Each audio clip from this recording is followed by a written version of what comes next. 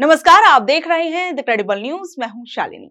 ज्योतिर्मठ के शंकराचार्य स्वामी अविमुक्तेश्वरानंद सरस्वती को घेरने की कोशिशें अब खुद सवालों के घेरे में आ गई हैं। जहां एक तरफ उनकी गिरफ्तारी की बात हो रही है, पुलिस जो है यौन शोषण के गंभीर आरोपों के तहत जांच तेज कर रही है, वहीं दूसरी तरफ शंकराचार्य पर उठे सवाल अब खुद सवालों के घेरे में आ गए हैं। दरअसल आपको बता दूं कि एक बड़े खुलासे ने शंकराचार्य पर हुई एफआईआर की साख पर बड़े और गंभीर सवाल खड़े कर दिए हैं। दरअसल वाराणसी में शाहजहांपुर के एक आदमी ने सामने आकर यह आरोप लगाया कि उसे शंकराचार्य के खिलाफ झूठा केस दर्ज कराने के लिए मजबूर किया गया। और आरोप तो यह भी है कि आशुतोष पांडे, जिसने एफआईआर कराई है, जो कि मुख्य एफआईआर करवाने वाला इंसान है, उसने दबाव डाला उस व्यक्ति पर कि वो अपनी बेटियों से शंकराचार्य के खिलाफ छेड़छाड़ का झूठा आरोप लगाए। स्वामी जी के पास इसलिए आए थे हम कि 18 तारीख को लगभग 8:30 बजे के करीब में मैं बैठा था अपने शाहजहांपुर से एक रिंग रोड जाता उधर बैठा था, तो कुछ 3 लोग आए थे। तो हमसे मेरे पिताजी का नाम लिए, पूछे, हालचाल पूछे और बातचीत होने लगी। फिर उसके बाद में उन्होंने कहा कि आपसे काम है, आप एक मेरा काम करा दीजिएगा। तो हमने कौन सा काम आप बताइए। तो फिर उन्होंने कहा कि आप बात करते करते फिर उन्होंने हमारी जैसे पर्सनली बात होती नहीं, घरेलू बातें होती नहीं, ऐसे ही हंसी मजाक चलता रहा। फिर उन्होंने हमारी जो हमने, लेकिन वो सामने आए हैं, उन्होंने अपना नाम तो मुझे याद नहीं कि कुछ नाम बताए थे अभी। तो फिर उन्होंने जो कहा कि हमारी बात आपकी करा रहे हैं, उनका काम है, आप उन्हें बेहतर तरीके से हमने का नाम बता दीजिए आप। तो उन्होंने बताया आशुतोष पांडे जी हैं, वही जो संगठन चलाते थे। तो हमने कहा अच्छा हाँ कराइए। तो उन्होंने हमारी बात कराई। उन्होंने कहा कि ऐसा है, मैं आशुतोष पांडे बोल रहा हूँ। हमने कहा जी, तो कल पहचाना हमको? हमने कहा पहचान लिया। हमने कहा जी बड़े भैया प्रणाम। तो बोले प्रणाम, कैसे हैं? ठीक है, सब बढ़िया है। हमने कहा। तो उन्होंने कहा कि यार तुम्हारी जरूरत पड़ी है आज, तुम ऐसा है कि एक स्वामी जी हैं, उनके खिलाफ थोड़ा यार मामला है, तो उसमें हम मेरी मदद करो। तो हमने कहा क्या मदद करनी है बताइए, किस तरीके से। तो उन्होंने नाम लिया स्वामी अविमुक्तेश्वरानंद। तो मैंने कहा कि इतना बड़ा हाई प्रोफाइल मामला है और मैं ऐसे कभी ऐसी चीज पे आरोप कैसे कर सकता हूँ, वो भी अपनी बच्ची को लेकर के इस तरीके से, मतलब ले जाऊंगा। मेरी बच्ची छोटी छोटी है। हमने कहा ऐसा नहीं है। हमने कहा आप जो गलत बात कर रहे हैं, आरोप यही लगाने के लिए कह रहे थे कि आप जो है महाराज जी के खिलाफ मतलब जो भी उनके गुरुकुल में पढ़ने के लिए बोल रहे हैं कि उनको पढ़ाएंगे लिखाएंगे, उसके बाद में उन बच्चों का हरेसमेंट करते हैं, ऐसे करके आरोप लगाने के लिए उन्होंने बोला। तो आपकी तो बेटियां हैं, यहाँ तो बेटे पढ़ते हैं। नहीं, उन्होंने कहा कि आश्रम में जाते थे, मतलब दूसरी जगह पढ़ाने की, चूंकि आश्रम में बेटियां हैं। तो उन्होंने कहा मतलब आश्रम में जाते हैं, आश्रम पढ़ाएंगे लिखाएंगे, मतलब इनको यहाँ दंडी सन्यासी परिवार होने के नाते चूंकि आपके पिताजी नहीं है, इसलिए हम मदद कर रहे हैं, ऐसा कहना। तो क्या कह रहे थे आपसे स्वामी जी के लिए, किस तरीके का बयान देने के लिए कोर्ट में कह रहे थे, क्या कह रहे थे? नहीं, कोर्ट में नहीं, जो हमने अभी आपको बताया कि वो बयान ये कह रहे हैं कि आप ऐसे स्वामी जी पे आरोप लगाइए कि आपके मेरे डंडी स्वामी सन्यासी पिताजी रहे, तो उनकी वजह से ये जो है कि आप कहिएगा कि हम बच्ची को पढ़ाने लिखाने के लिए जो है वो उसके समथिंग कहिएगा कि मतलब उनका लड़की का हरेसमेंट वगैरह करते थे, ये चीजें करते थे। तो हमने कहा मेरी बच्ची छोटी छोटी, ऐसा हम नहीं कर सकते हैं। और ये खुलासा बताता है कि किस तरीके से अब शंकराचार्य को बदनाम करने के लिए पर्दे के पीछे बड़ा खेल करने की कोशिश हो रही है।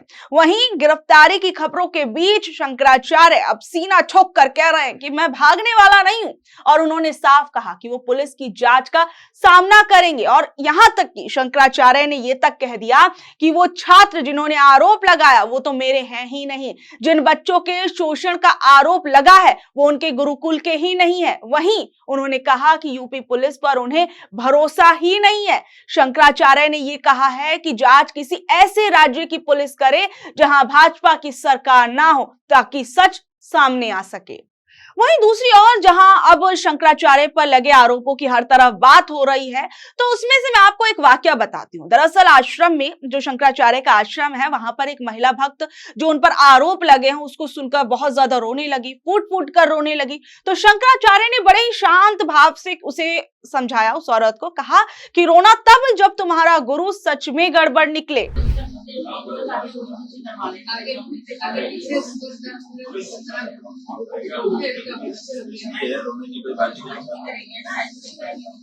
ये तब जब आपका गुरु गड़बड़ लोग तो आकर के अपना दिखा रहे हैं कि आप कितने गड़बड़, ठीक है।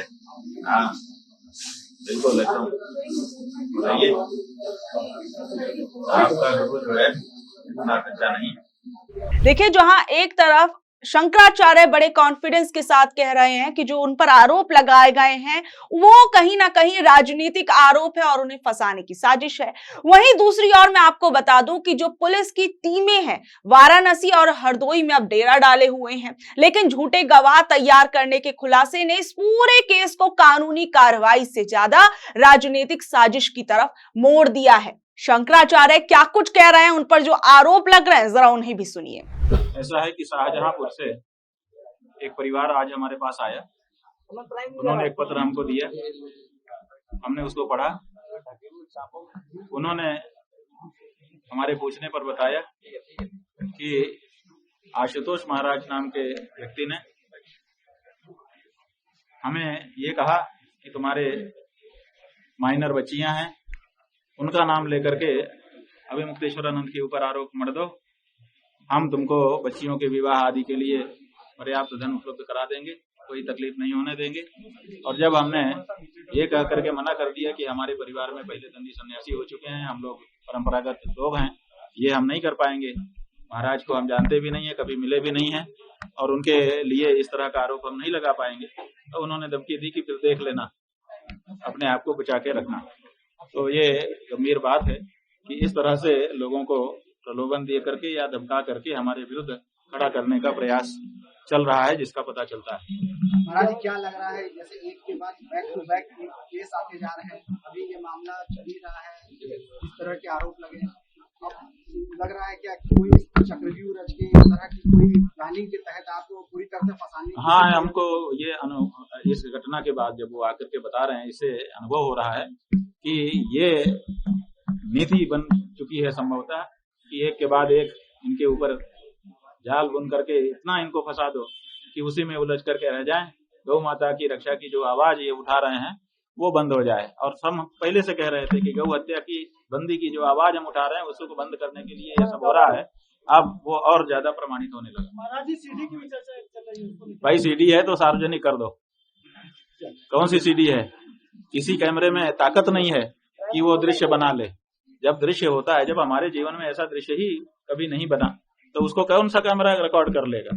इसलिए सीडी कह करके लोगों के बीच में भ्रम फैलाना ठीक नहीं है। महाराज जी, उस व्यक्ति द्वारा जो खुलासा किया गया उसके बाद उसके जान अब ये व्यक्ति जो है वो कह रहे हैं, इसके लिए उन्होंने चेहरा भी आप लोगों के सामने नहीं रखा। वो कह रहे हैं कि हमको एक बात कह देने के बाद जान का भी खतरा है, लेकिन उनके लिए सुरक्षा के लिए प्रार्थना भी की जाएगी और क्या किया जा सकता है।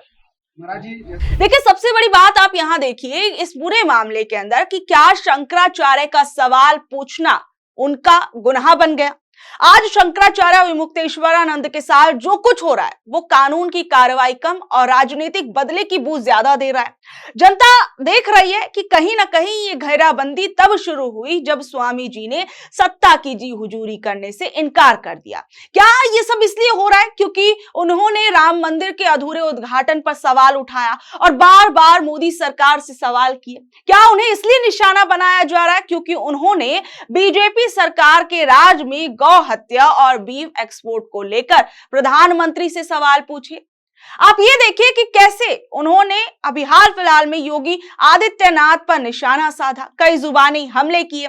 वहीं दूसरी ओर उन्होंने केशव प्रसाद मौर्य को समझदार बताया और यहां तक कि केशव प्रसाद मौर्य ने भी कहीं ना कहीं जिस तरीके से माघ मेले के अंदर जो व्यवहार शंकराचार्य के साथ हुआ था उस पर दुख व्यक्त किया और कहा जो कुछ हुआ है उसकी जांच होनी चाहिए। वहीं हम देखते हैं कि एक तरफ योगी आदित्यनाथ लगातार शंकराचार्य को लेकर तरह तरह की बात कर रहे हैं, वहीं दूसरी ओर केशव प्रसाद मौर्य जो हैं वो उनके समर्थन में बयान दे रहे हैं। वहीं दूसरी ओर हम देख रहे हैं कि शंकराचार्य पर पॉक्सो का एक्ट लगा दिया गया है।